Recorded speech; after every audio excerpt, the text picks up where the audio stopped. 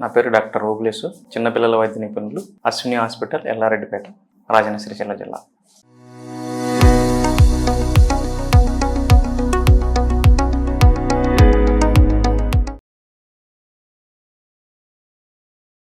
ఈ వర్షాకాలం సీజన్లో చిన్నపిల్లల్లో వచ్చే కొన్ని వైరల్ ఇన్ఫెక్షన్స్లో సాధారణంగా వచ్చే హ్యాండ్ ఫుట్ మౌత్ డిసీజ్ అనే ఒక వైరల్ ఇన్ఫెక్షన్ ఎక్కువ వస్తుంటుంది.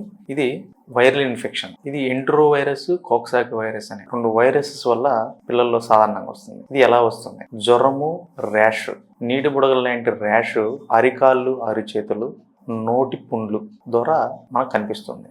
జ్వరం అనేది సాధారణంగా ఈ పిల్లల్లో 4 నుంచి 5 రోజులు ఉంటుంది. ఈ నీటి బుడగలు లాంటి ర్యాష్ 10 నుంచి 14 రోజుల్లోపు తగ్గుతుంది.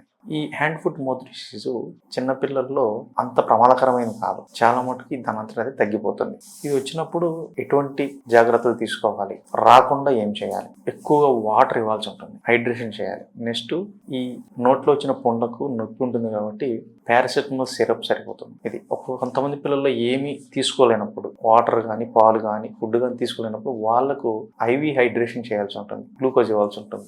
ఈ పిల్లల్లో చాలా అరుదుగా కొంతమందిలో మాత్రమే కాంప్లికేషన్స్ అంటే ఎన్కాఫ్లైటిస్, మెదడు ఇన్ఫెక్షన్ వచ్చే అవకాశాలు ఉంటుంది. ఇది చాలా తక్కువ.